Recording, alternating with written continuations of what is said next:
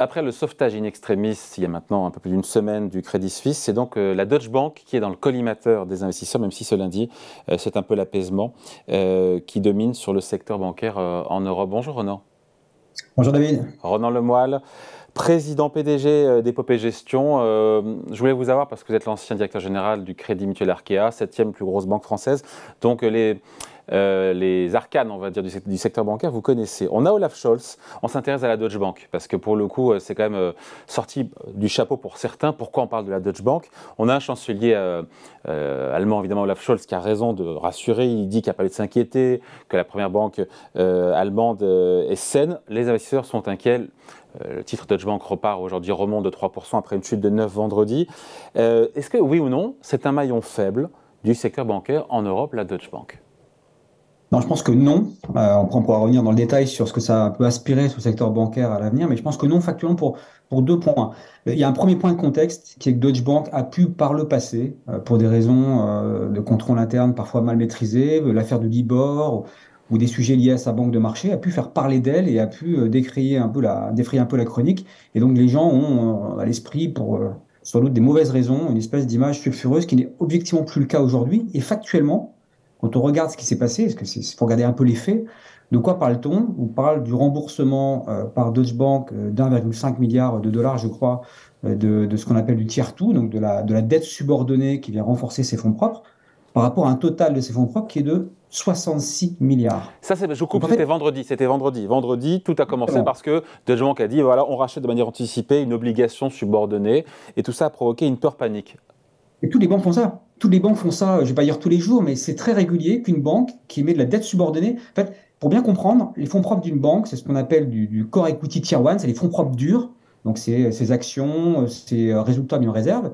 Et derrière, pour faire simple, on peut y ajouter ce qu'on appelle des titres subordonnés qui viennent renforcer ces fonds propres pour ce qu'on appelle du quasi-fonds propre.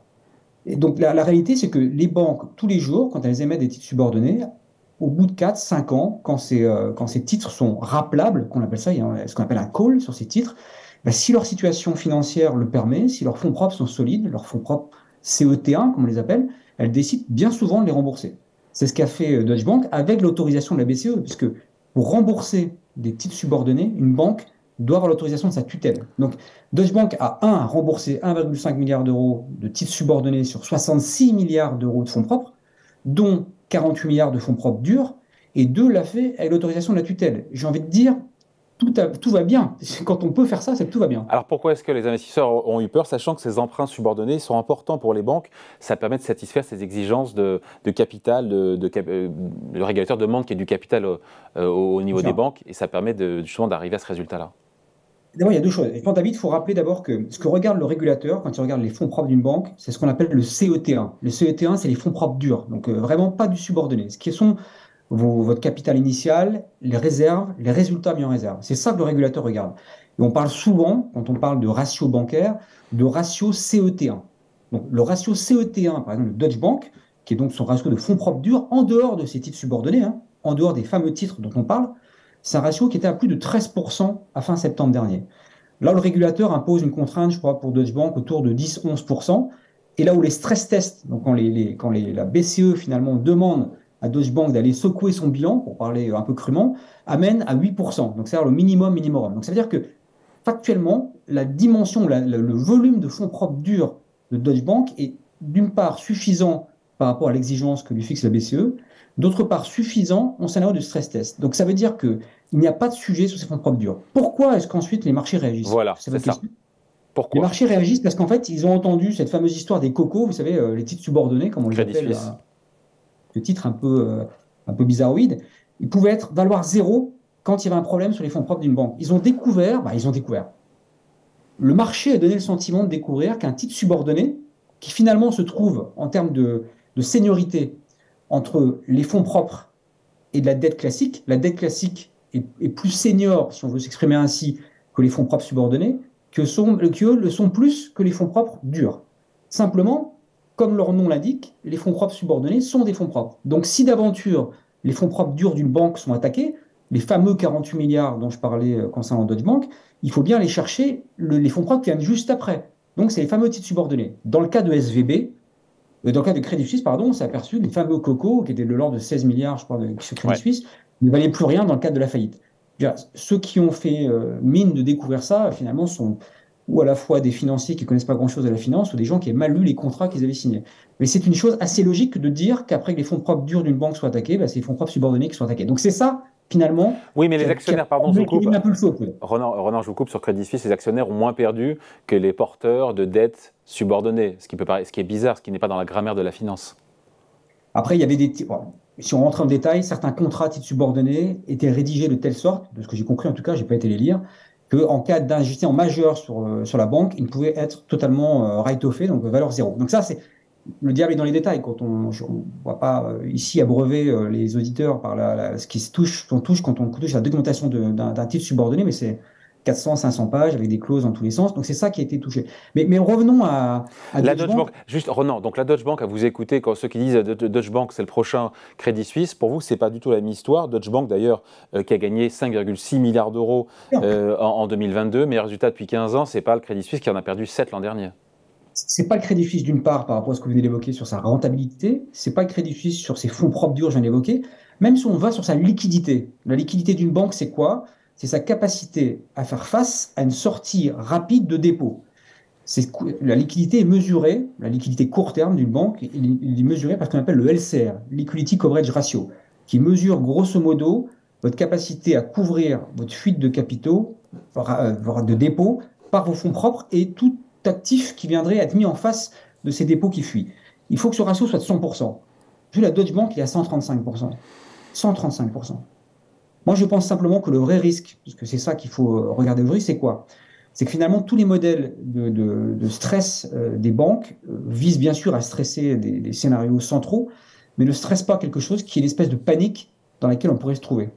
Et finalement, ce qui est le vrai risque aujourd'hui, c'est d'avoir des espèces d'anomalités en termes de fuite de dépôts qui soient liées à une espèce de panique sur les marchés. Donc je pense qu'il est important aujourd'hui, et je ne veux pas défendre ici les régulateurs ou les politiques, de rappeler quelques vérités intangibles qui sont de quel niveau de fonds propres parle-t-on sur cette banque, de quel rapport à ces fonds propres parle-t-on quand on rembourse 1,5 milliard de dollars, qu'est-ce que ça veut dire quand on est capable de le faire, et quelle est la liquidité de cette banque. Si on regarde tous ces ratios, tous ces indicateurs, froidement, il n'y a pas de sujet. Le vrai sujet, parce que le système bancaire il est fait ainsi, c'est le risque de contagion, le risque de panique, et c'est là où effectivement il faut être très vigilant. Oui, risque de panique, mais c'est pas le hasard non plus que ça frappe la Deutsche Bank. Encore une fois, c'est pas BNP qu'on était touché, c'est pas, vous voyez, c'est la Deutsche Bank qui. Il se trouve que, il se trouve qu'on a eu SVB il y a quelques jours, il se trouve qu'on a eu Crédit Suisse il y a quelques jours aussi, et là il se trouve qu'il y a une banque qui annonce, d'ailleurs ça en montre beaucoup sur la culture financière certains lecteurs de la presse économique, qui annonce le remboursement d'un titre subordonné. Tout le monde se dit, ah, le titre subordonné, c'est les fameux cocos dont on parlait sur le Crédit Suisse, attention, c'est que ça va mal. Or, c'est un peu comme un marché, vous savez, les marchés parfois réagissent brutalement à une annonce, et en deuxième analyse, ils se disent finalement, c'est pas si mauvais que ça. Souvent, quand on sort les chiffres d'inflation d'ailleurs. Là, c'est la même chose. Allez, admettons qu'il puisse y avoir un petit choc, on a peur de ce que ça peut vouloir dire que ce remboursement d'1,5 milliard. Mais quand on creuse le sujet, j'espère en tout cas le dire assez simplement, et quand on parle d'un montant d'1,5 milliard avec l'autorisation de la BCE face à 66 milliards d'euros de fonds propres, dont 48 milliards de fonds propres durs, d'un CET1 de 13%, je vais dire, mais où est le problème? Il n'y en a pas actuellement sur Deutsche Bank. Pendant longtemps, on a pointé du doigt la banque d'investissement, encore une fois, de la Deutsche Bank. C'est du passé ou pas tout ça? Alors, c'est du passé au sens où la Deutsche Bank, effectivement, a pas mal réduit la voilure dessus. Notamment le montant de ses produits dérivés, la taille de son portefeuille en produits dérivés, notamment, pas seulement. Alors, je ne l'ai pas en tête, il reste relativement important malgré tout. Moi, sur ce sujet précis, puisque vous parlez de ce sujet précis, moi, j'ai toujours été un défenseur. Alors, c'est un peu lié à mes fonctions précédentes et au groupe que j'ai dirigé, mais je le crois dans l'absolu. J'ai toujours été un défenseur pour plus de clarté et de lisibilité, d'une séparation claire entre les activités de banque de marché et de banque de détail. En fait, la banque universelle, telle qu'on l'appelle en Europe, c'est la banque qui mélange, entre guillemets, la banque de détail, pour schématiser, avec la banque de marché de capitaux. Moi, je pense que les choses sont beaucoup plus saines si on évite, pardonnez-moi l'expression un peu triviale, de piler sur les marchés avec l'argent de Madame Michu, si on sépare la banque de marché de la banque de retail, ça facilite la lecture de ce que fait une banque, ça facilite la lecture de son bilan. Je ne dis pas que c'est un problème, en l'occurrence, c'est Deutsche Bank, mais je pense que les acteurs qui seraient beaucoup plus clairs, beaucoup plus lisibles de ce point de vue-là, ça permettrait d'avoir moins de panique dans les situations comme celles qu'on a connues. Un petit mot juste des CDS, les instruments alors, financiers qui permettent de se couvrir contre le risque de défaut d'un émetteur qui peut être souvent une entreprise. Les CDS sur la Deutsche Bank ont doublé en 15 jours. Preuve évidemment que les investisseurs ont peur de quoi que la Deutsche Bank ne puisse pas rembourser justement un petit bout de sa dette. Et on se dit que c'est quoi? C'est juste de la spéculation. C'est ce que nous a dit d'ailleurs le président de la République, Emmanuel Macron. Il a dit en déplacement, les spéculateurs sont en train d'attaquer les CDS de la Deutsche Bank. Est-ce que le CDS, c'est que de la spéculation ou est-ce que ça reflète vraiment la solidité ou pas d'une banque, notamment de la Deutsche Bank? Pas de réponse de Normand, mais en temps normal, un CDS reflète effectivement, là, c'est une prime, la prime d'assurance, entre guillemets, qu'il faut avoir par rapport à un émetteur, donc par rapport à une banque en l'occurrence. En temps normal, c'est effectivement ça. Là, ce qui s'est passé, je pense qu'on peut l'analyser en deux temps. Premier temps, une lecture erronée du fameux remboursement dont on parlait tout à l'heure, et donc les CDS, effectivement, s'envolent parce que les gens disent, voilà, la prime de risque est énorme. Et deuxième temps, je pense effectivement, et je pense malheureusement, qu'on est face à des gens, et en l'occurrence des gens qui veulent shorter les titres, comme on dit, qui se disent, là, il y a une opération intéressante à faire sur le marché financier, donc je vais spéculer sur les CDS de cette banque parce que je pense qu'il y a une belle opération à faire.